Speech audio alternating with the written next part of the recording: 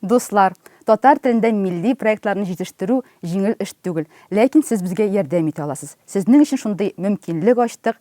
Видео астында сылтамага басып, сез безнең проектка матди яктан ярдәм күрсәтә аласыз. Кайнатма. Хәзер безнең тышлыкны күргән кешеләр, алдан индеме, YouTube'та караган кешеләргә әйтәм инде. Алар уйлыйлардыр, кем ул Динар Зиннәтова? Менә кем ул? Һәм нәрсәгә аны подкастка чакырганнар. Радио тыңлаучылар синең исемеңне генә белеп, монда килгәннәр тыңларга сине бүген ялгыш тәккәннәр, һәм алар да шул сорауга биреләләрдер. Кем ул Динар Зиннәтова? Син бу сорауга ничек җавап бирерсең үзең? Мин әле дә бу сорауга төгәл генә җавап бирә алмыймдыр дип уйлыйм. Бәлки журналист, бәлки индидер контент булдыручы, бәлки индидер креатор, текстлар язучы кеше, белмим. Юморист. Юморист, әле ничек яңгырый теге Петросян шикелле. Комик. Кара, син барысында да әйткәндә, бу сүзләрне әйткәндә, син бер кашында әйтмисең, журналистка дип истәмисеңме? Комикес дип әйтмисең. Татарча сөйләшәбез. Татарчасында юкмы? Комике? Журналисты кем булыр? Вот журналист хатын-кыз дип үстерә кирәк булып чыгаймы? Син әйткәндә. Миңа калса татарча, без бит инглизчә сөйләшкәндә, мәсәлән, журналист сүзе ул бит инглиз теленнән алган. Мәсәлән, инглиз теле нормаларында да юк феминитивлар, журналист дигәндә. Шуңа күрә журналист. Шуңа күрә татарчага бит инде инглизчәдән сүзләр ничек бар, шулай алына. Күпчелек сүзләр журналист сүзе дә шул исәптән. Инде рус телендә феминитивлар эшләнә, чөнки рус теленең нормалары шундый. Анда гомумән бар шундый нәрсәләр әле. Син бит хәзер редактор булып эшлисең Иделнең журналында индеме? Идел журналында. Русчасында, как раз. Сез анда куясызмы шундый журналистка, блогерка дигән феминитивларны? Менә беләсеңме, минем шундый үземнең эш тәҗрибәсендә бар иде шундый этап.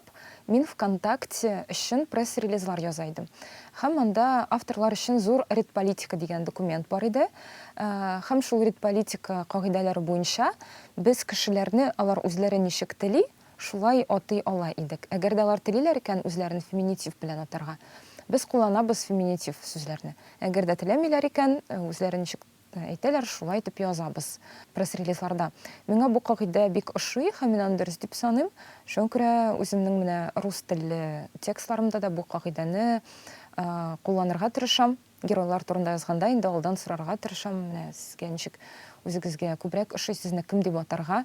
Шуңа күрә миңа калса менә иң дөрес юлы шул. Мин дә шул сораслар миннән, мин шатланам. Ярар, мине сорадылар, чөнки мин яратмыйм блогерка дигән сүзне бөтенләй. Блогерша, кытышкыч миңа ошамый. Кайбер шундый интернет журналлар бар. Алар белә торып, мин яратмаганны шулай әйткәнне белә торып шулай язалар бар блогерка дип. Минем өчен ул ничектер теге үпкәләтү формасы кебек. Син бит беләсең, миңа ул ошамый. Ләкин шулай барбер язарга, әзәк кенә төрттереп алырга, син аңлыйсыңдыр инде интернет журналы турында әйткәнемне. Ул редполитикадан тора, менә кайбер журналларның инде кайбер басмаларның бар, редполитиклары кайберләрнең юк, сүздә генә сөйләшенгән. Безнең сүз уңайнан Иделдә дә ул әлегә юк, ләкин мин аны булдырырга телим. Шуңардан килеп чыга торган әйбер. Әлбәттә инде герой безнең журналист этикасы буенча да, без аны университетта да укыдык.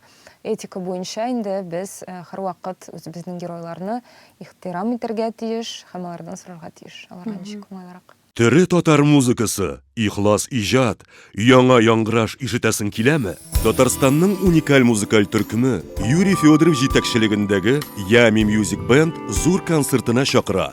Эльвира Мифтахова, Артур Минхаҗев, Кейру, Усал, Азат Гыйльметдин һәм Саид Олур. 27 гыйнвар 2024 ел Сәйдәш мәдәни үзәге. Син дә илһамланырга кил.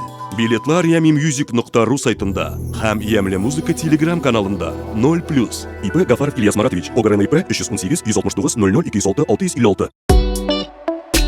Кайнатма. Дуслар, барыгызга сәлам. Без сезнең белән Кайнатма подкастында һәм бүген безгә Динар Зиннәтова килде.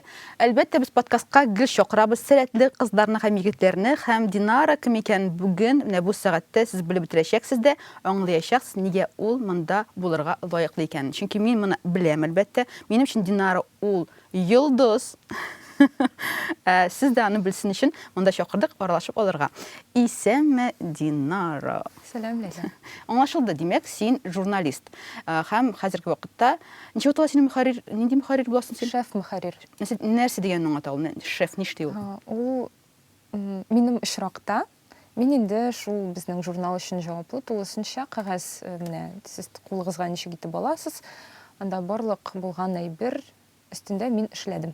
Мин авторлар белән эшлим, журналның һәрбер санының планын булдырам. Авторлар белән киңәшләшеп без темаларны сайлыйбыз, нәрсәләр турында язачакбыз, нинди язмалар булачак. Демек, сен үзең язмыйсың? Үземдә язам. Үзеңдә Кайбер язмаларны үземдә язам, әлбәттә, әйе. Һәм инде баш мөхәррир белән барысында согласовать итеп, диләрмәле, аның хуплавын алып, барлык язмаларны булдырып, тикшереп, редакцияләп, дизайнер белән эшләп, шулай итеп инде без кагаз журналны булдырабыз. Ә сезнең коллективта күбесенчә кызлар эшли кебек? Әйе, гомумән журфакта гомердән шулай килгән. Мин укыган группада да шулай булды. Бездә кызлар гына иде, бер егет тә юк иде. Кызлар күбрәк бара, нәкъ менә инде Казандагы журналистика бүлегенә. Мин татвакта укыдым заочный форматта. Безнең 80 кыз иде, 3 егет. Шулай укыдык. Кытышкы шемеченнән да филологическийларга китә булып чыга инде кызлар гына. Бар шундый тенденция, әйе. Күбрәк. Ә менә без укыганда сизеләдер сексизм икенче якка карата, чөнки безнең 3 егет бит инде. Ул 3 егет тә 6 елны укып чыксыннар өчен, аларны инде укытучылар үтмә тордылар, 3 укымыйча 4 куеп, тарттырып аларны охырга дик алып бардылар инде, ул егетләрне. Ә безгә кызларга икеле дә, пересдача да булды, барысы да булды. Ләкте, аларга ләкмәде, чөнки алар 3 егет, аларны сакларга кирәк дигән бер. Менә сексизм кире ягы булырга мөмкин булып чыкты бит инде монда. Әйе, шуннан да бар шундайдыр. Ә син шаттың менә укыгандамы, эштә булса да ниндидер сексизм вариантларын? Үземнең эштә әйтә алмыйм, чөнки гомумән күпчелек очракта хатын-кызлар күп иде кебек. Анда сексизм булмагандыр, чөнки күп кенә эш урыннарым минем IT өлкәсе белән бәйле булды. Анда хатын-кызлар белән бергә, иратлар күбрәк дип әйтергә мөмкин. Һәм андан дер бүлене юк. Бәлки түләү ягыннан бардыр аерма. Чөнки инде бездә белгәнебезчә иратларга күбрәк түләү дигән әйбер бар, чөнки алар имештер анда гаилә өчен эшлиләр, гаиләне тәэмин итү өчен.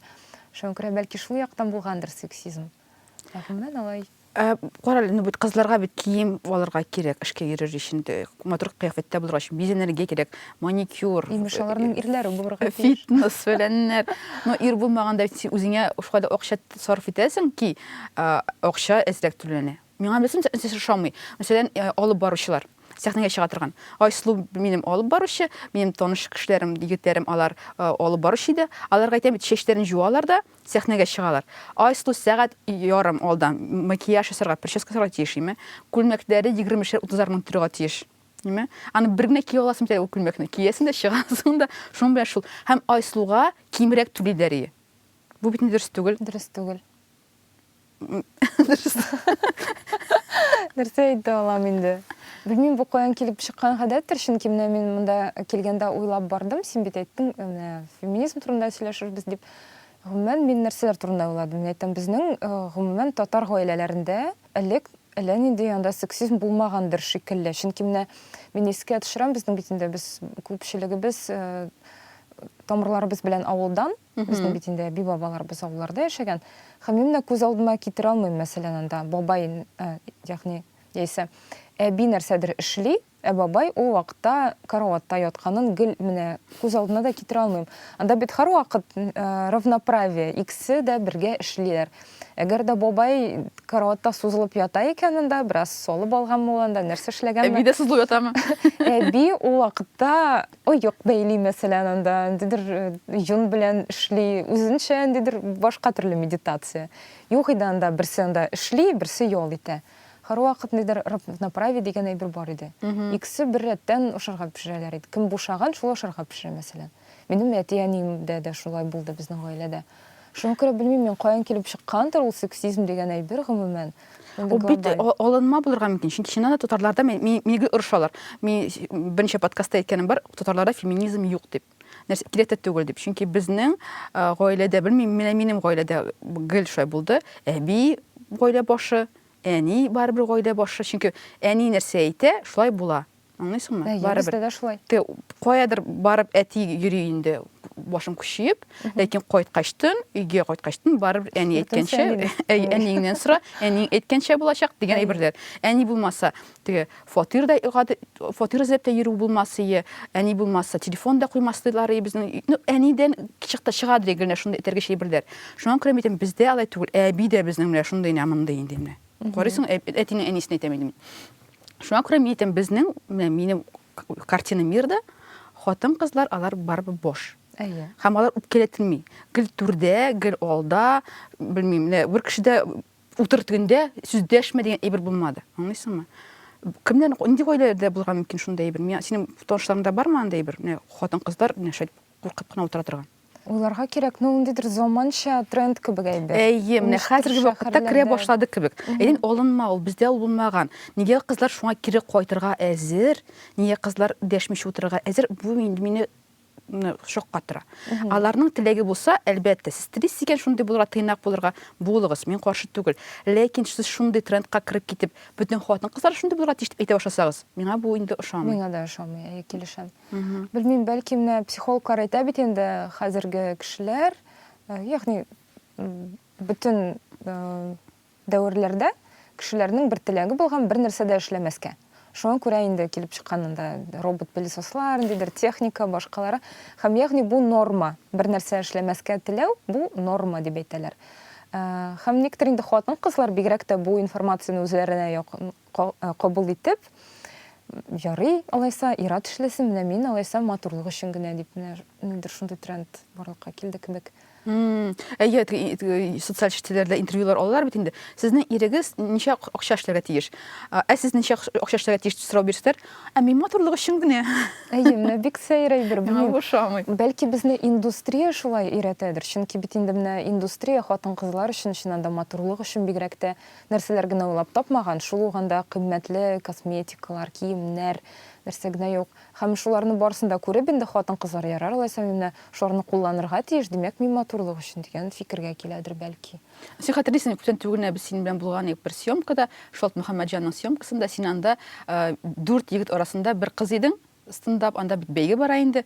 Һәм жюри торып әйтте: "Менә мин үземнең балымны бүгенге кичәнең чәчәгенә, матурлыгына бирәм" диде. Теге син шундый матур итеп, кызыклы итеп чыгыш ясадың, име? Көлә-көлә карадык, жюри сиңа кыз булганга күрә бирә балны. Мин шундый үпкәләдем. Син күрдең минем состояние, мен анда бүтән кеше сөйләп бирдем. Ничек Динарга шулай әйтергә була? Ул шундый оста комик. Аңа матурлык өчен бал бирәләр. Бу нәмә дип.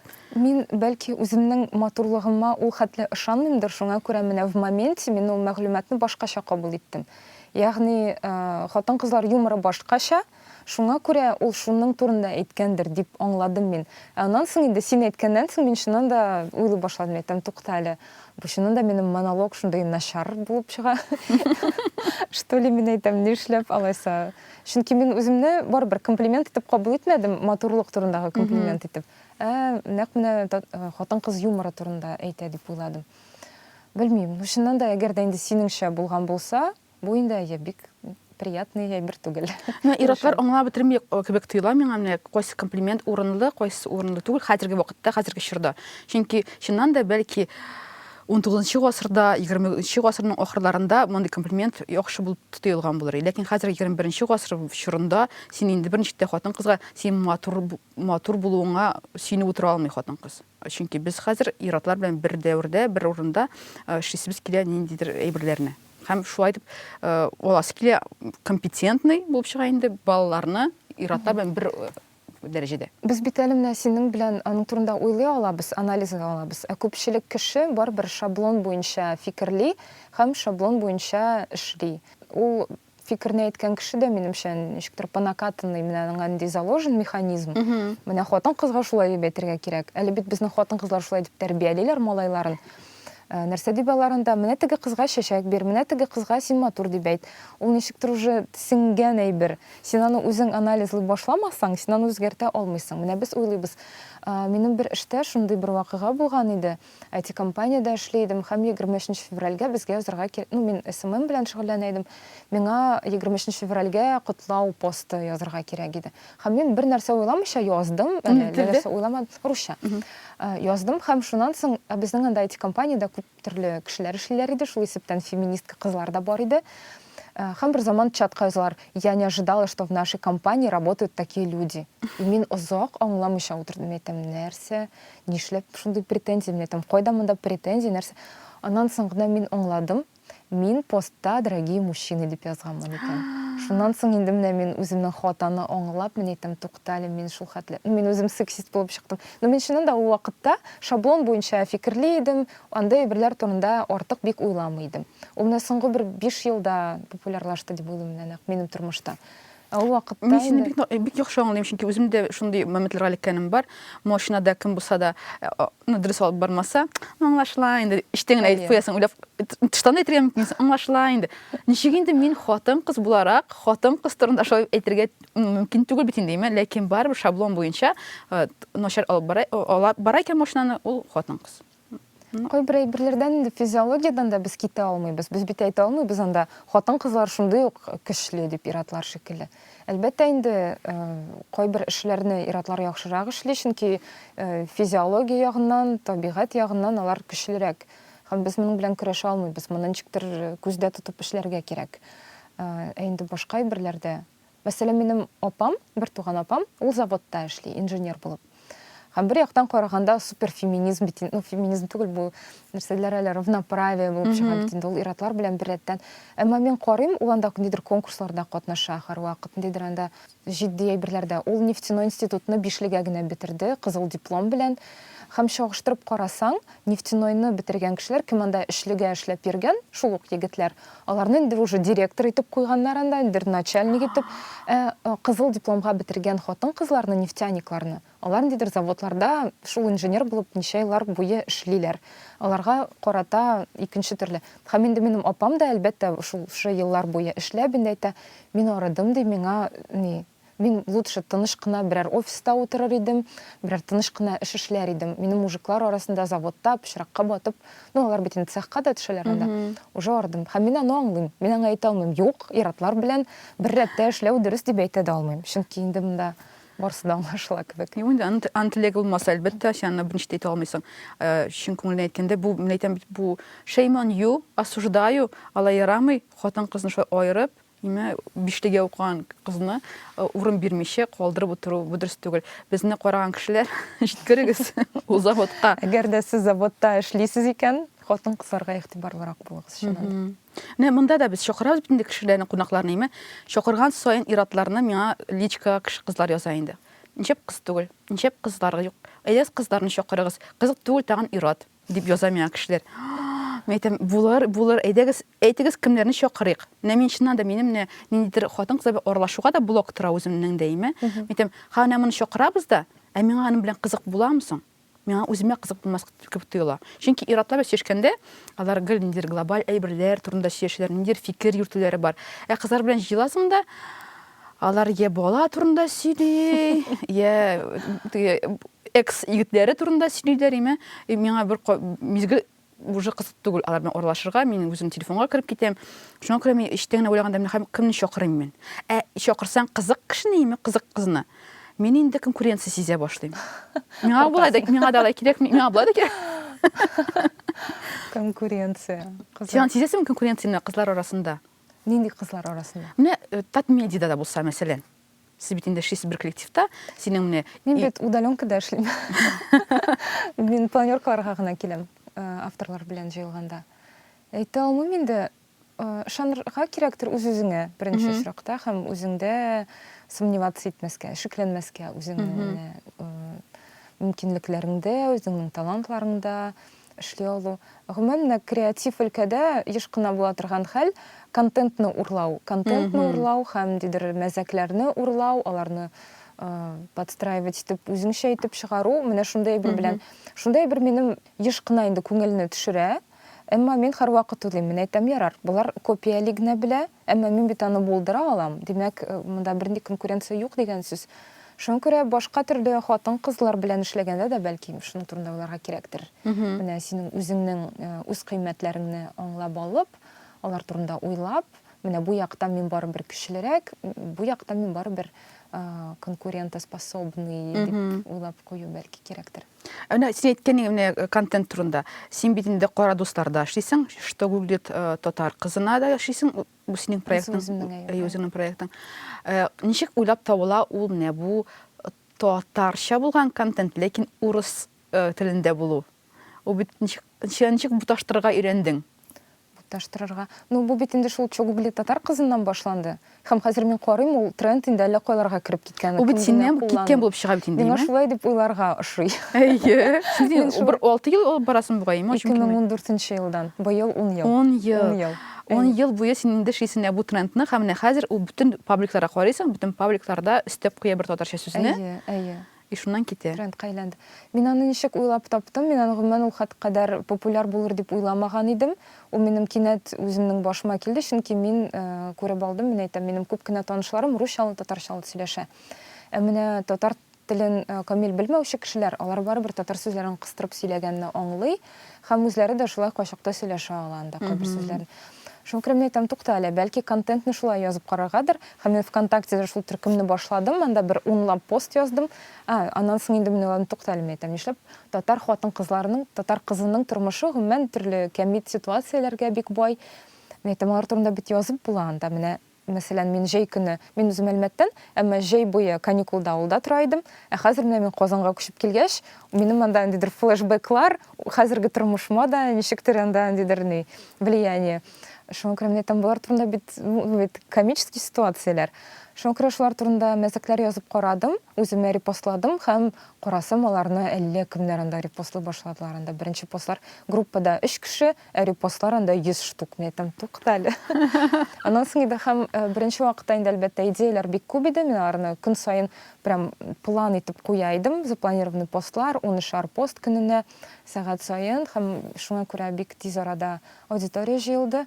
Һәм бу тема күпләргә якын булып чыкты, чөнки татарча аңламаган кешеләр дә моны репостлый башлады. Һәм комментарийларда әмнә бу сүзнең тәрҗемәсен языгыз әле, әмнә бу сүзнең мәгънәсен языгыз әле дип язучылар күбәя башлады. Әйтәм, димәк, моның файдасы да бар. Бу татар теленә кызыксынуны уята, һәм татарча сөйләшүче кешеләрнең санын да арттыра дигән фикергә килеп инде, мин моны үземнең шундый миссиягә әйләндереп дәвам итәргә булдым. Син теге үз балаң турында сөйләгән кебек, теге җанланып киттең. Чөнки чыннан да, әйе, бу проект минем өчен инде хәзер кызганычка бик вакыт җитеп җитми, ул хәтле күп контент булдырырга. Тик шулай да инде мин аны шундый актуаль итеп куясың, син инде актуаль теге постлар куясың. Менә хәзер слово пацана барса, яңа ел булса, ниндидер бер җөмлә белән генә булса да, елмаеп куясың, жиза, әйтәм, жиза, чыннан да минем белән булган хәл, мин моны беләм. Бу бик кызык. Һәм кара, ул синең проектың күпкә билгеле сиңа карата. Сине күп кеше белмәй. әйе. Чогугли татар кызын кеше белә. Бу менә үзенең проектың белән конкуренция. Бу бит мин дип кычкырасың килмиме кайчак? Элек бар иде анда әйбер. Бигрәк тә инде кешеләр актив репостлый башлагач, анда әллә кемнәргә хәтле барып җиткәч, мин әйтәм, ничектер мин әйтәм, обидно, нишләп кешеләр белми бит моның мин эшләгәнен. Әллә кемнәр дип уйлый. Аннан соң инде мин аны башка социаль челтәрләрдә дә булдыра башладым. Үзем белән бәйли башладым, үзем турында нәрсәдер яза башладым. Кешеләргә кызык түгел, аларга проект кызык, чыннан да обезличенный проект килеп чыкты. Хәзер инде миңа барыбер проект үзе яшәсен, бик яхшы. Мин инде башка эшләр белән дә шөгыльләнәм, барыбер бу бит инде юмор гына. Без бит инде җитди эшләргә тиеш бу тормышта. Без бик күп әйберләр тиеш. Әнә сиңа әйтәме ирең, ябык дип мәсәлән. Гел ябык булып бир дип әйтмиме анда әйберләрен ирең? Юк, шундый тенденция. Яшь бул. Юк, бездә ничектер белмим. Ирең дип әйтәм инде, ирле хатын түгел бугаймы? Без никахта. Никахта, ася ирле хатын ярар.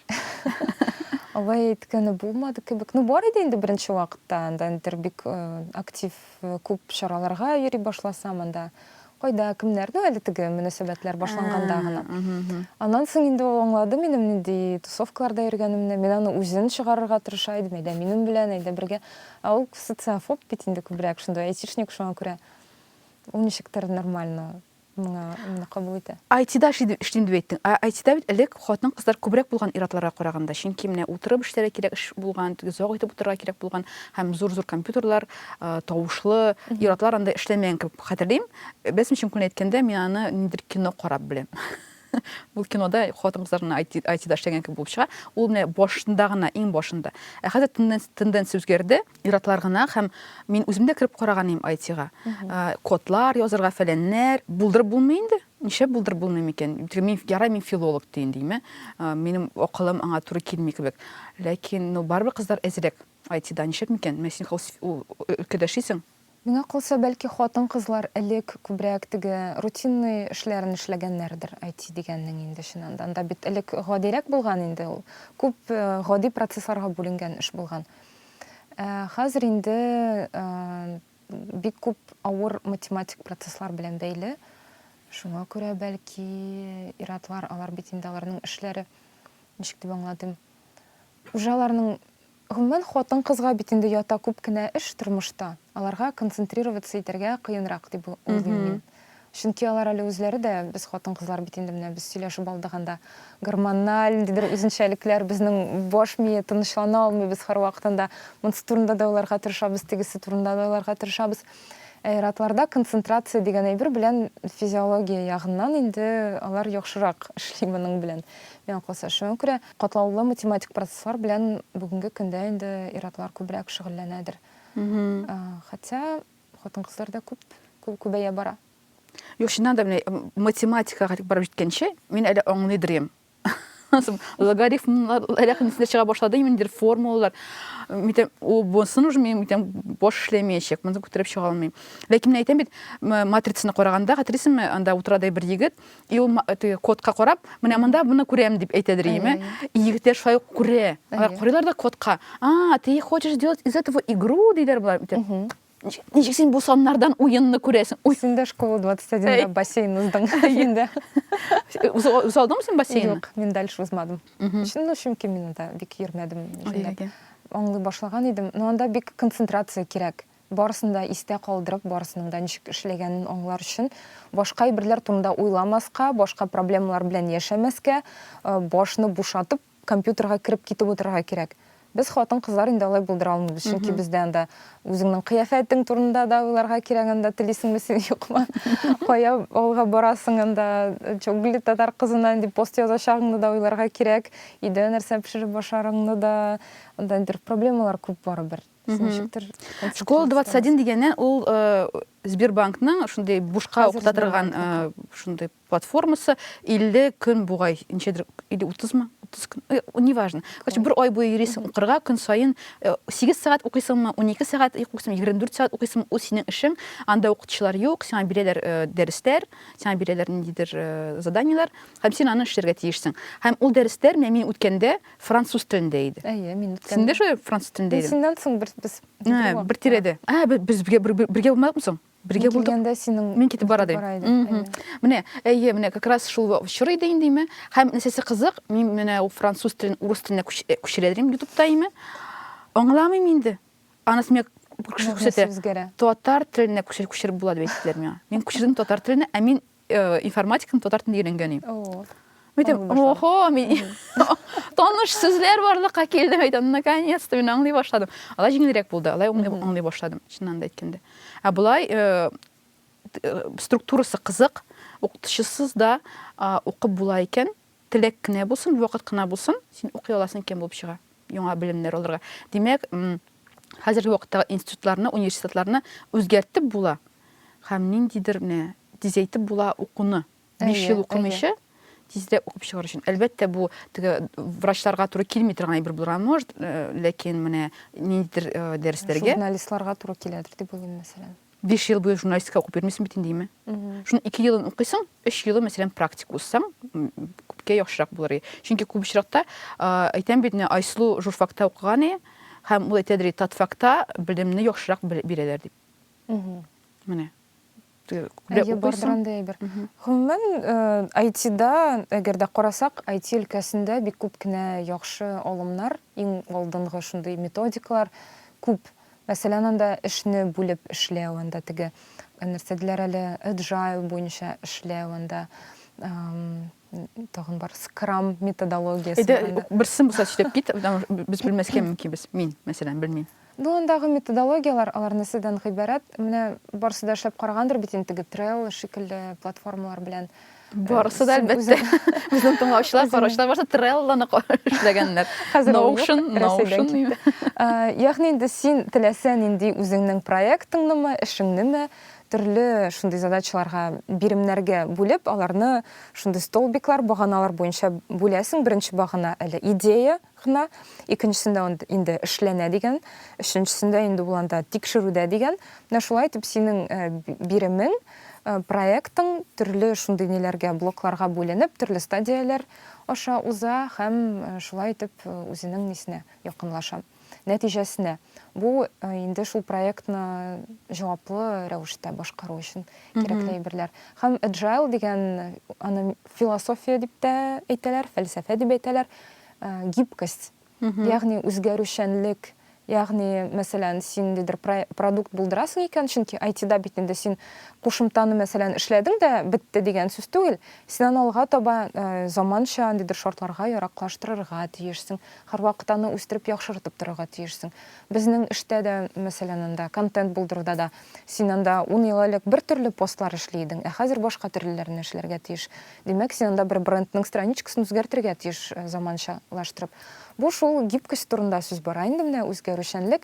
Ягъни син теләсәң инде эшкә алынганда, аны башладым да, тәмамладым дип түгел, мин аны башладым да, аннан соң тагын да камилләштереп, тагын да яхшыртып, һәрвакыт шундый аның тормышта жизнеспособность диләр мәле, шуны саклап дәвам итәм дип эшлисең.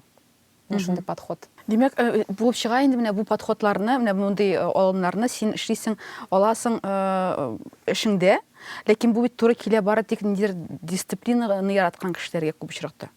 Мәсәлән, хаотичный кешегә ул туры килмәскә мөмкин. Бу кеше бит менә әйтәм бит 80%, бәлки дә 90%, менә комментарийларда калдырыгыз, блокнот алып бармыйлардыр кешеләрне, көн саен ежедневник язып бармыйлардыр үз эшләрен.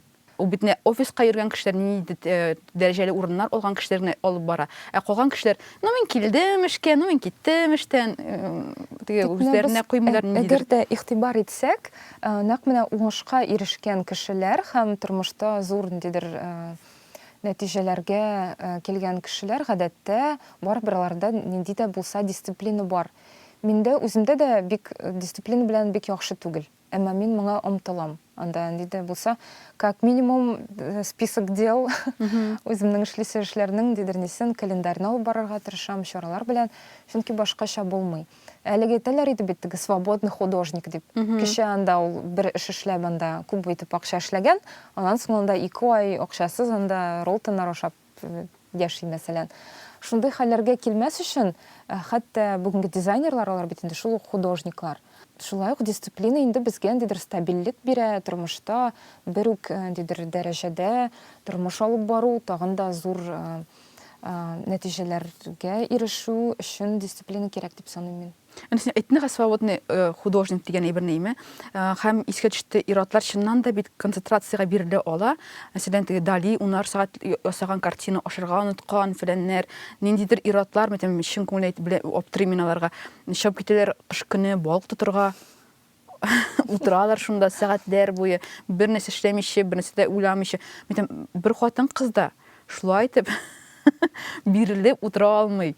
Чөнки безнең миллион эш башыбызда, без моңардан китә алмыйбыз. Белмим, бу сексизм белән бәйле микән, юк микән, әмма без инде яшенә тормышны ничектер алып барырга тырышабыз. Айслу апа, мәсәлән, 16 чатта утыра, балалар чатында. 16 эштән кала ул. Мәйтәм, 8 булса да иреңә бир инде мәйтәм. Ничектер бүләргә Ой, секундда чыгып китәчәк ди Айслу. Аннан соң, мәйтәм, ярар акчасын китереп бирә ул квартплатага, име? Сиңа молодец, Ирод. Ләкин бит сиңа түләргә кирәк, карарга кирәк, счетчикларын төшерергә кирәк, язырга кирәк. Аны башта тотасың бу нәйберне. Аны шул кружоклар Айсуны, име? Хәтерләмим ди, миңа 300 сум түләндеңдә, 600 сум түләдем ди. Авыр, әйе, акчасын ире китереп бирә. Ләкин менә бөтен мәгълүмат, бөтен процессорга тулган башы хатын кызның. Менә бу да дөрес түгел дип уйлыйм мин. Чөнки мәсәлән менә безнең барыбер бөтен процесслар миндә түгел. Анда инде вкладлар белән, дидер, акчалар белән бәйле әйберләр барыбер ир кешедә. Чөнки мин алар белән шөгыльләнергә әзер түгел. Мин квартплатаны түлим, анда ярар, булды, җитте. Безнең әлегә балалар юк, бәлки шуңа шулайдыр. Мин күз алдыма китерә алмыйм, әгәр дә бөтен менә бу син әйткән бюрократик әйберләрне хатын-кыз башында гына булса, барыбер бүлешергә кирәк. Әлбәттә. Юк, шуннан да менә уйлыйсың, котышкыч бит инде үзең генә булганда әле ярар. Бер кешегә салына алмыйсың. Ләкин ират булганда, митем, акча гына бирү, ул мин эшләдем дигән эш булырга тиеш түгел. Ничектер барып бүлешергә кирәк, мондай процессларны да алырга кирәк үзеңә. Чөнки шуннан да әлбәттә ул кайта да эштән ял итә башлый сразу же. Хатын-кыз ял итә алмый бит. Югандай моментта. Кайчан без ял итәбез? Ял итмибез без бер кайчан да. Ну, мин ял итәм. Бездә соңгы арада вообще бик благоприятный. Син робот-пылесосың бар. Әйе. Посудомоечный машинаң бар. Әйе. Токса җуа торган машина, аны скржуа машинаң бар. Әлбәттә. Син берсе эшләмисең, әлбәттә. Әле Робот-пылесос. клининг киләдер әле син тәрәзәләрне җуырга яз көне. Минем пычрак тәрәзәләр. Әмма я мин клининг чакырырга уйлыйм яз көне. Кыз көне җитешмәдем. Барны юып маташтым, әмма бик уңайсыз 13нче кат. Мин куркам төшергә. Ну, бер караганда мин дә куркам, ләкин теге, мәсәлән, мин чакырта алмыйм клиникны бөтенләй. Ниндидер сәер, таныш булмаган кеше килеп, бөтен фатирга миндә 8 сәгать буе минем бүлмәмдә, минем фатирымда йөриячәк, мин әзер түгел. Бөтен шәйтән дәйлә, әйдә, инде акчаң бар, итә аласың, өлгермисең бит. Диләр, бир инде шул эшне клиникка дип. Юк инде мин булды. Мин пычракта яшим лучше. Мин дә моның турында уйладым, чөнки дус кызлар күбесе инде күчте шундый нигә дәрәҗәгә дип әйтим. Клиник чакырталар. Тик безнең дуслар чатында инде алар язалар.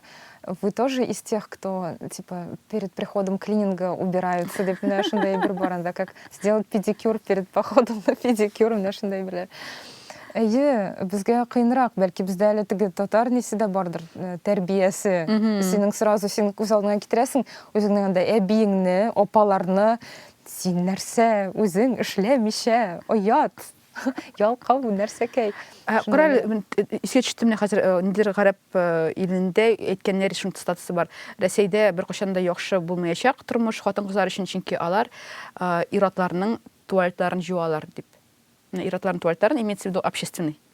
Анда хатын-кыз иратларның менә иратлар торалар, монда инде хатын-кыз башын күтәрмичә идән җуып йөри шул ук мизгелдә. При этом иратларның туалетлары чистарак дип сөйлиләр.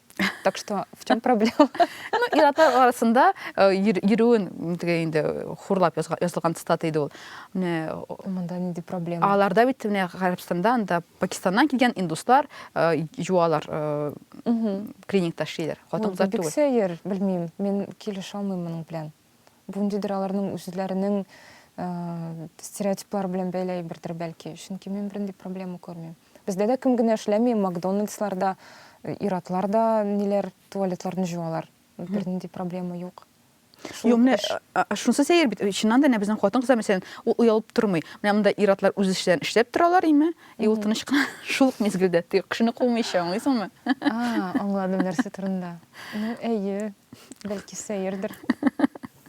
Явып торсын ул, күп җирдә ябалар әлбәттә, ләкин вокзалларда, фәләннәрдә юк, менә тиз-тиз генә җуып чыга да. Мин күз алдыма китерә алмыйм, тик миңа калса барыбер алар. Мәсәлән, менә мин китапханәдә эшләп алдым бит инде. Анда гадәттә идән юучылар бәдрәфләрне чистартканда ишеккә махсус объявление әләләр иде. Монда идет уборка, кермәскә дип гадәттә менә хәзер шулай эшләнә дип аңлыйм. Без әле аларны сүгә идек, ди әшәк объявление элдек, зәйдәгез мин моторны чыгарып бирәм. Чөнки алар бит теге восклицательный знаклар белән не входить, керергә ярамый. Мин аларга, пожалуйста, не входите, идет уборка. Экологичный язмалар печат итеп төшерә идем. Әле тәбрис әйтә иде, обязательно китапханәнең логотипы булырга тиеш, ярар. Бездә менә шундый подход иде, заманча. Юк, чыннан да карал, менә ул чордагы апалар өчен име күп итеп өндәүләр кую, ул норма. Хәзерге вакытта өндәү кую һәм капслок белән язылган булса, нигә миңа акыралар? Ничә сез миңа акырасыз? Бу менә грубить дигән фикер туа име? Ул шундый. Мин килешәм бу фикер белән, чөнки бу чыннан да дөрес түгел. Чөнки ул кешенең кәефен төшерергә мөмкин. Син яхшы кәеф белән керәсең анда белән матур урынга, шул китапханәгә. Анда бит инде гадәттә безнең бигрәк тә шундай бер очраткан идем, китапханә ачылды бит инде менә яңа бинада. Ул китапханә бер уйлап карасаң, ул госучреждение, дәүләт учреждениесе, бушлай килә торган урын. Әмма аның шундый матур булуын күреп, кешеләр уже анда үзләрен теге торговый центрдагы шикелле сервис көтәләр. Бер яктан бәлки ул дөрестер дә, әйе, нидер яңа сервис дәрәҗәсенә омтылу, ул чыннан да дөрес әйбер. Тик шулай да мин кайбер кешеләр белән килешеп бетә алмыйдым. Аларында претензиялар яза башлар иде. Нишләп сезнең уборщицагыз миңа кычкырды дип. Бу син телисеңме юкмы? Бу әле дә библиотека, бу дәүләт учреждениесе.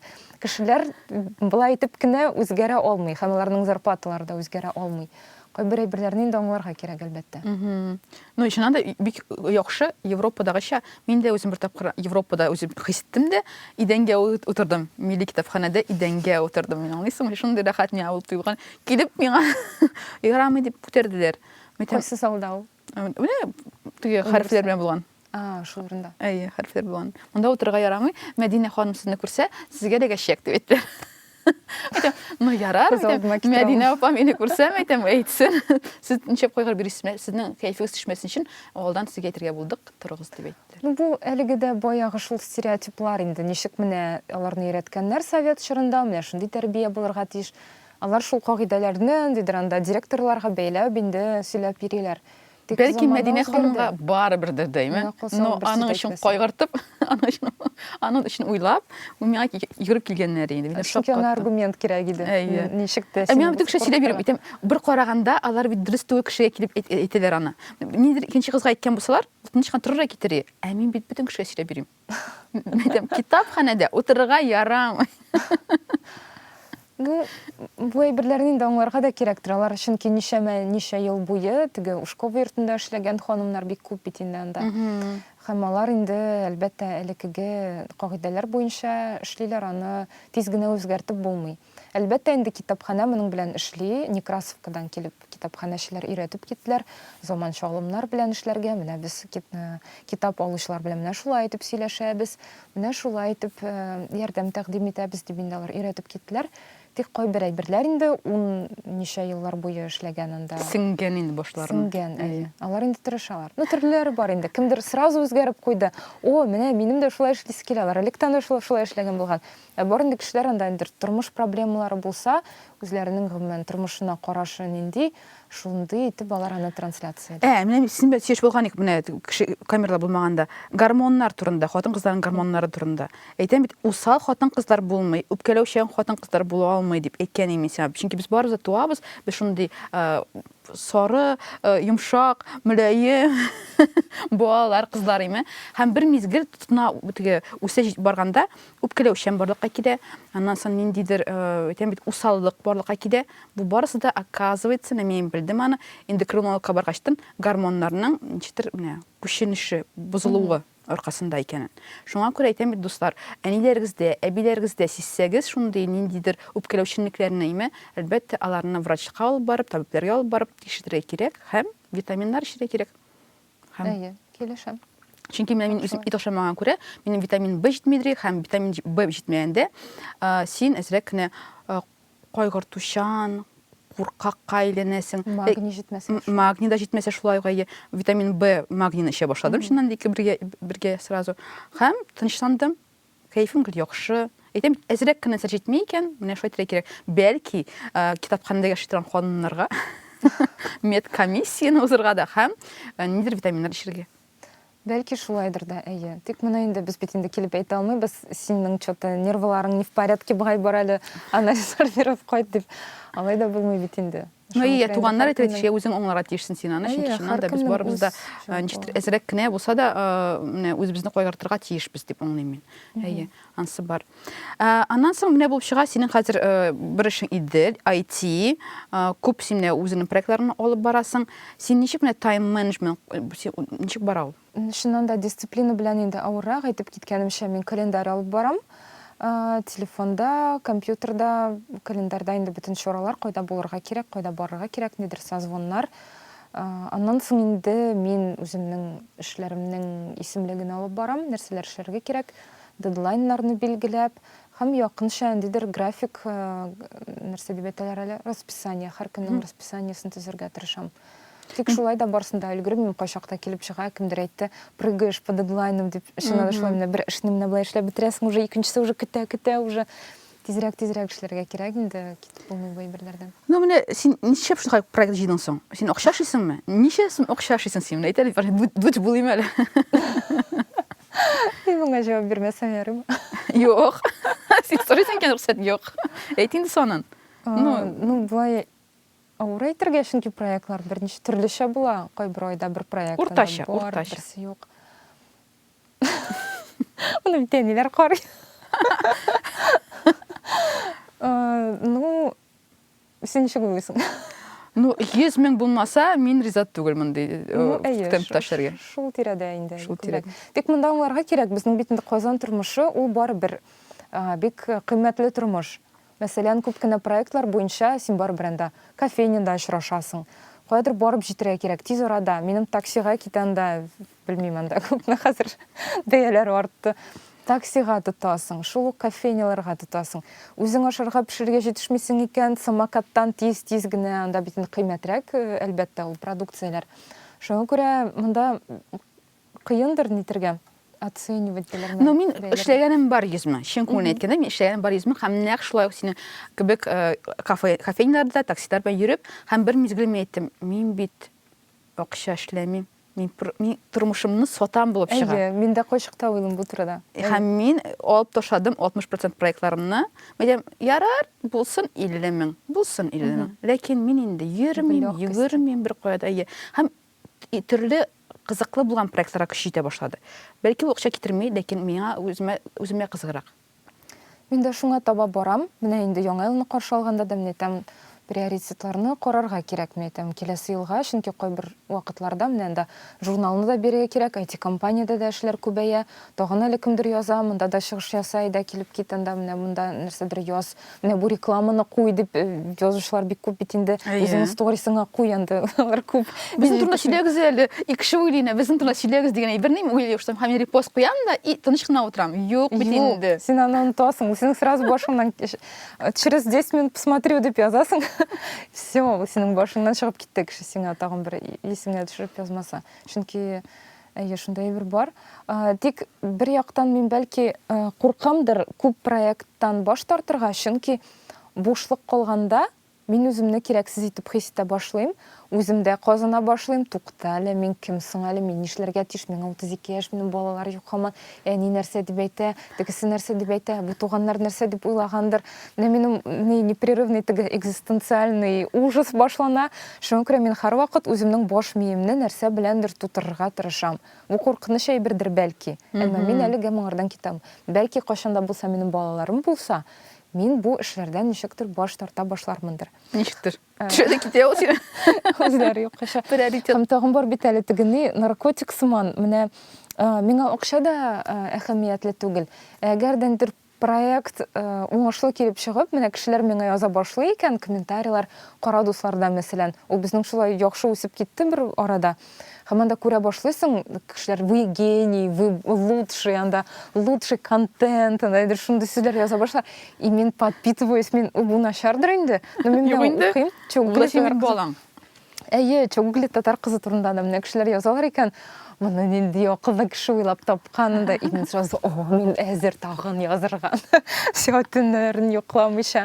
Менә шундый, менә мин наркоман, дофамин выделәр мәле нәрсә, менә шулар белән тукланам бер кайда. Ну, сине яратырга тиешләр, сине белдерергә тиешләр, сине бу үзлек кенә чыннан да күтәреп китә илһамландыра булып чыга. Бәлки шулайдыр әйе. Шулай килеп чыга инде. Ну, әйдәбез сине просто әзер кенә уйлап карыйк. Менә блогны ташларга ярамый инде. Блог үз блогыңны. Социаль сетьләрдә әлбәттә бу юк. Что Google татар кызы ярамый ташларга. Аннан соң менә аңларга кирәк. Сиңа нәрсә кирәк бу тормышта? Акча кирәк түгел дидең. Син ниме? Билгеле шәхс буласың киләме синең? Әйедер. Ну, Идел журналының шеф-редакторы билгеле шәхс була аламы? Әйтә алмыйм. Бу кадаллы сорау. Чөнки барыбер бит инде бөтен кеше интернетта, һәм барыбер без кагаз журнал турында сөйлибез икән, күпчелек кеше әйтә, кагай журнал үлеп бара торган матбугат нәрсәгә кирәк бу сезгә, бу үләчәк беркем дә укымый. Шундый фикерләр күп. Тик мин инде аны барыбер шундый, минем өчен ул челлендж. Индер, типа, мин хәзер барысына да докажу, что менә кагай журналында укыйлар. Һәм мин бу максатка ирештем дип уйлыйм. Тик шулай да бик кыен, чөнки күпчелек кеше интернетка барыбер нитә. Ярар. Демәк, син уйлыйсың, бу да синең максатыңа туры килмәскә мөмкин. Стендап. Курас стендапта мин үзем булганда, стендапка барганда име, мин уйлаган, нәһә татар стендабында кешелеге юк, алаңга сон кирәк, сон өчен мин бардым, сон өчен име. Мин дә шулай. Ләкин син бит бары фикерем бар. Алга таба кайдыр урыс стендабына китергән, андагы конкурста да катнашырга синең андый максатларың бар дип беләм.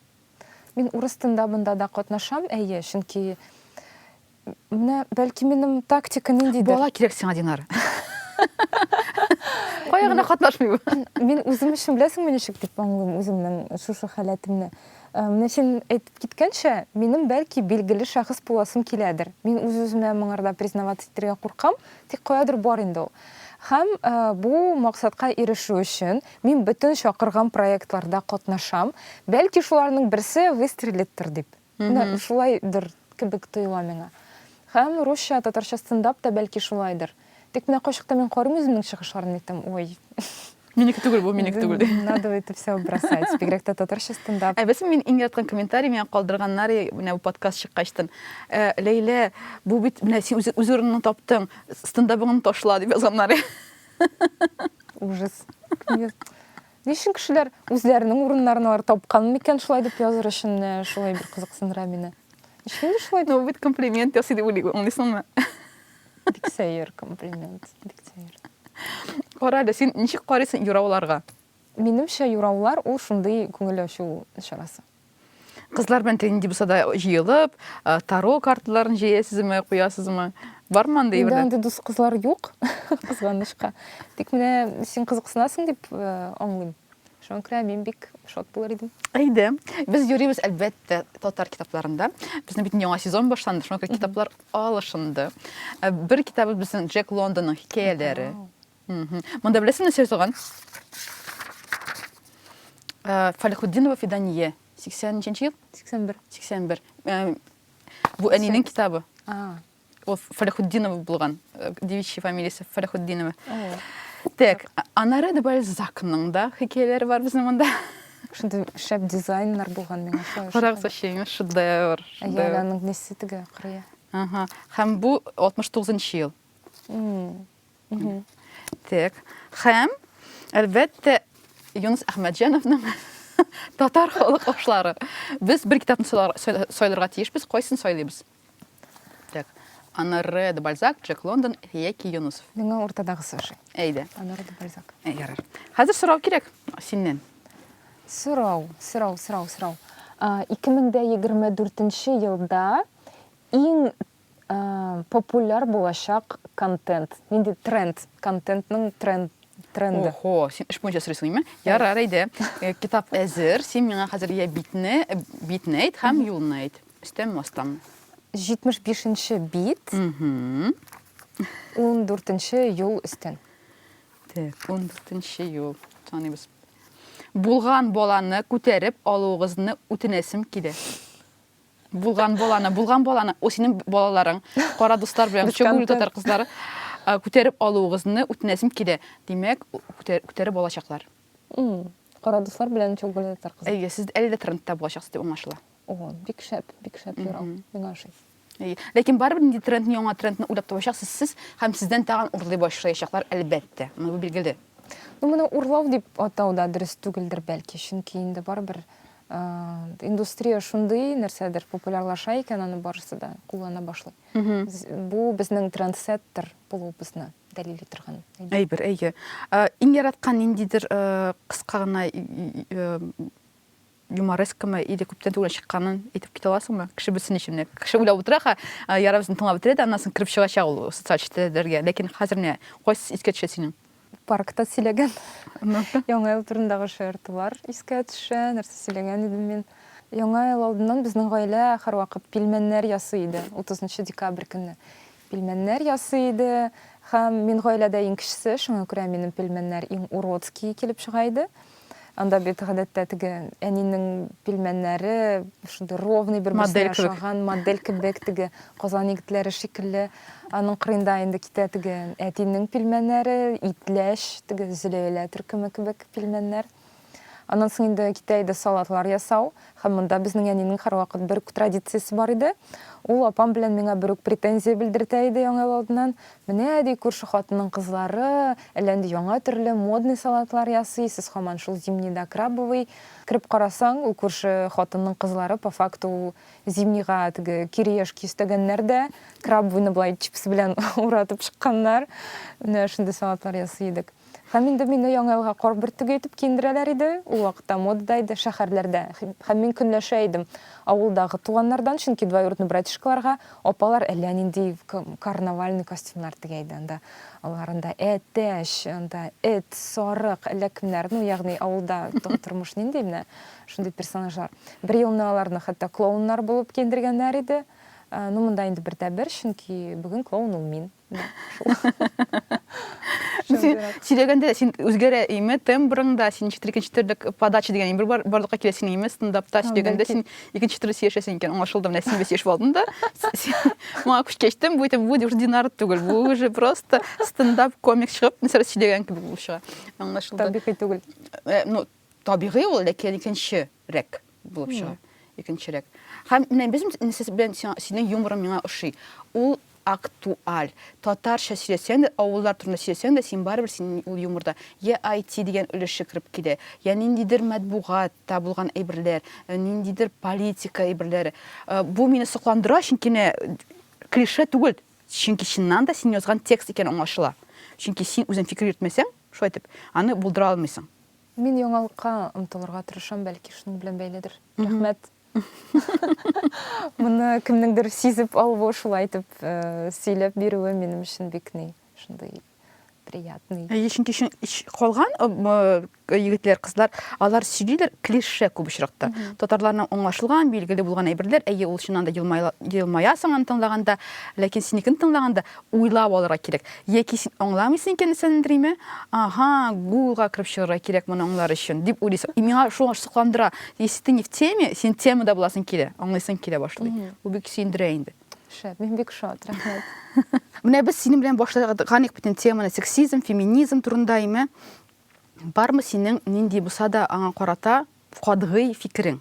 Менә әйтәр, ни рыба, ни мясо. Мәсәлән, мин ни рыба, ни мясо, мин бу якны да аңларга тырышам, ти якны да аңларга тырышам, ләкин хәзерге чорда аңлашыла, ак белән караны аерырга кирәк. Түгел үз фикереңне әйтү дөресрәк. Әлбәттә, кемдер аңламаска мөмкин, ләкин синең яклы кешеләр дә булырга мөмкин.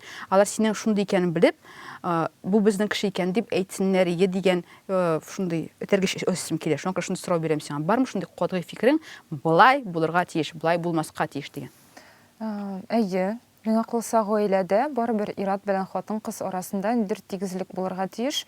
Ягъни әйтеп киткәнемчә инде, берсе нәрсәдер эшләгәндә, икенчесе бер нәрсә эшләмәү. Әгәр дә авылдан сөйләшенмәгән икән, икесе арасында ничектер норм түгел икән, гомумән түгел. Мәсәлән, кичә миңа кеше белән апам яза.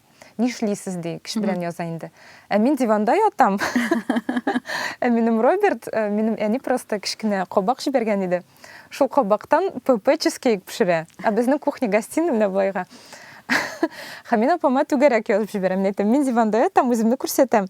И теге камерада Роберт ни тверкада кара. Минем апам өчен инде бу әлбәттә Сәер. Юк, инде калдырабыз. Түзер апам. Шуңа күрә, бәлки бу сәердер, тик миңа калса бу дөрес хәл. Чөнки әгәр дә Кемнең чизкейк ашыйсы килә? ПП чизкейк. Шул ясыйды. Әйе, бу норма булырга тиеш. Һәм миңа инде әлбәттә ошамый кайчакта теге туганнар белән очрашасың, нәрсәләр сөйләшеп утырасың, үзеңнең анда эшең турында, менә мин анда сөйли башлыйм, менә мин фәлән эштә эшлим, төнлә генә кайтам, без анда Роберт белән ял көннәрне генә өйдә күрешәбез дип, шундай бер сөйли башлыйм. Һәм инде апалар, зур яшьтәге апалар моны аңламаска мөмкин, алар мужикны бит аны менә шулай итеп кенә торырга кирәк, мужикны итеп торырга кирәк. Ашарына пешереп, әллә нәрсәләр эшләп анда. Менә шундый әйберләр белән мин килешмим. Чөнки ул бит, белмим, анда Ходай түгел, да белмим. Ул шундый ук кеше, без икебез дә эшлибез, икебез дә акча эшлибез. Ничектер белмим, тигезлек булырга тиеш, булмаска тиеш андай бер, ой, менә минем ирем бар икән, мин аны менә бөтенләй бер аңа организовать итеп, оештырып, кырыенда гына утырып, былай күзенә генә карап утырам дигән сүз түгел. Менә шундый бер белән мин инде килешә алмыйм. Бу синең менә бу моментта гына. Ну, бу инде күп нәрсәне үз эченә ала торган әйбер. Элек-электән килгән әйбер шулдыр дип уйлыйм. Чөнки әйтеп киткәнемчә инде авылларда да шулай дип яшәгәннәр. Анда булмаган. Мин хәтерләйм үземнең анда әбиләрнең ирләре янда ни булсын инде, булай булсын. Ну, бит бар бит инде. 30 балаң булганчы, усрак ирең булсанчы дигән әйбер аңлыйсыңмы? Теге Ялгыз калудан куркып, яшеннән да теге ират бер нәрсә эшләмәсе дә ярый, аңа диванда ятуда ярый. Нәрсә кирәк, соңында мөнәсәбәтләр, белмим. Ну, кеше әйтә бит, менә бәхетсез, иратсыз дип. Бүтән гаиләгә килгән саен бит инде. Сиңа яхшы ират кирәк инде, булсын инде ират дип әйтәләр. Миңа балалар турында әйтәләр. Булсын инде балаларың, анда мин әниләргә язам, анда карагыз тәнбәдән күрсәтәләр. Анда менә шундый проект, менә съемкага киттем әле, менә чакырдылар, әни менә чакырдылар. Ярар, аннан соң телефоннан сөйләшәбез. Эй, кызым, 32 тулды бит инде, менә 35-кә хәтле алып кайтырга бит инде берәрне булса да, менә шундай бер минем бик кайфны төшерә. Чөнки алар өчен бала табу ундидер менә зур әйбер. Ә син анда тормышта нәрсәләр эшлисең, синең турында кешеләр нәрсә уйлый, син ничә кеше белә, ул инде ничектер әһәмиятсез әйбер килеп чыга. Синең балаларың юк икән, син бушлык дигән сүз. Менә шундай бер белән дә мин килешә алмыйм. Менә ират белән дә шундай ук темадыр. Менә син әйттең дә хәзер, мен бар бит шундай хатын-кызлар, алар бала табалар да, шундай зур галка куялар. Состоялась. Бүтән бер шей кирәк миңа. Бала тапты да, ә ул бит иң гади әйбер бала табу. Шуннан да проектларда катнашу, ниндидер әйберләр эшләүме, ул бит авыррак. Хатын-кыз ала да, тота да, бала таба да. Хәзер бөтен бала тапкан хатын-кызлар в смысле гади? Ты сначала ради. Мен белә торып әйтәм. Язсыннар, мен аны белә торып әйтәм. Ләкин күп очракта менә мин барган модератор булган милли китапханәдә, һәм анда безнең Луиз дигән кунак, әниләр көне иде ул көнне. Һәм әйтте, мин бердән-бер теләгем, бөтен кызлар өчен шундый татарча ТМВда эшләшендә Луиза. Шундый матур итеп барыгызга да хатын-кыз бәхете әни булуын телим ди. Һәм мин микрофонга Хатын-кыз бәхете теләгәнне дә генә тапсын. Дип дәшеп куйды. Машиннан да табасыз икән табыгыз. Бер кеше каршы түгелсен табыгыз, кайма. Бөтен кеше табырга тиеш дигән сүз түгел бит. Тиеш түгел шул. Һәркемнең үз миссиясы дип уйлыйм мин тормышта барбер. Ялгыз булыргамы, ират белән булыргамы, бала табыргамы, юкмы? Юк, син ана 80дә анасың, менә уйлаячаксың. Нигә ты шул вакытта тыңламаганмын икән дип елап утырачаксың. Язачаклар. Но мин бер кем белән яшьтиргән кеше, шуңа күрә мин нәрсә булыр ул анда 80дә, мин аны уйлый алмыйм. Мин яшим бу көн белән һәм хәзерге вакытта юк дип әйтәм икән, җавап бирәм икән, мин таба алмыйм. Мин 38. Всё, сау булыгыз. Ниши мин. Табасы әллә табасы килми. Нишләп тишсең минне? Көчләп бала табып, яратмаган бала белән яшәү нәрсәсе кемгә бәхет китерә? Миңамы, аңамы? Әйе. Ике бәхетсез кеше сенсән нисәтан ике бәхетсез кеше. Мин дә шулай дип уйлыйм. Чөнки менә һәр бала тапсам, миңа бөтен проектлардан баш тартырга кирәк булачак. Ә кем белә, мин бәхетле буламмы, алай юкмы? Әлбәттә инде кешеләр әйтә, бала ул бәхет, ул анда синең вообще син күз алдын китерә алмыйсың. Ну, мин бит белмим әлегә, ничек икән. Шуңа күрә мин Ул бер караганда бәхет һәм икенче караганда это кайгы. Минем өчен күбрәк ул. Теге кайгырып утырырга, борчылу кытышкыч. Менә апаның балалары миндә кунакта булганда, мин йокы туймый инде, мин секунд сайын торып, бу исәнме, юкмы? Ну туктас, үзенеке булганда кытышкыстаганда күбрәк куркачак. Күз алдына китерергә дә куркыныч. Алар калдыралар няняга, 80 яшьлек әбигә калдырып китә Айсылыймы? Мен ничек син калдырасың? Аңа бит 80 әйтәм әбигә. Үзе бола бит. Син болан, мин аны күз алдыма китерә алмыйм. Айсылы әйтәм, ну ничек эшләргә кирәк бит, барга кирәк бит, калдырасың. Мин тревожность миңа моны рөхсәт итми. килешәм. Миндә әле теге хәзер бит әле видеолар күп. Мине нәрсә бик куркыта. Видеоларда куялар, типа типичный анда мать или анда типичный бала белән анда ничек алар анда белмим, нидер куркыныч ситуацияләр. Әйе, шкафлар төшә, мәсәлән, ниме балага мин күз алдыма китерәм, ничек бала табып була һәм аның турында секунд сайын уйламаска. Әйе. Мин просто башым китерик дип тыйла миңа бала булса. Һәм мин күрдем менә мәсәлән анда типа лайк, если анда тоже проверяла дыхание да каждую типа секунду анда ничә. И анда бөтен сөязалар, да, а я еще и вот это, и мин укыйм, а мин даже уйламаган идем моңа кадәр алар турында. И мин күз алдыма китерә башлыйм үземне, мне там, ой, юк, мин әзер түгел буларга әлегә. Мин проектлар аркасында борчылам. Ә монда бит бу проект түгел, бу бит тере кеше. Һәм ул гомерлеккә, Һәм гомерлеккә. Аңа 40 яшь булганда мин анда миңа күпме булачак ярар. Может, мин исән булмам. Миңа әни язып та бүген комментарий, кызым фәлән, ул миңа ничә яшь, әни мине кайгыртып язып утыра. Мәйтәм, уф, әни, уйлама син харышымның турында, уйлый алмый ул, булдыра алмый. Аңлыйсыңмы? Шуның турында кайгырып утыра. Шуңа күрә аналарга Әйләнче бала булган аналарга тем более һәйкәлләр куярга кирәк. Һәрберсенә. Ләкин мин моңа әзер түгел. Мин дә. Әни гафу ит.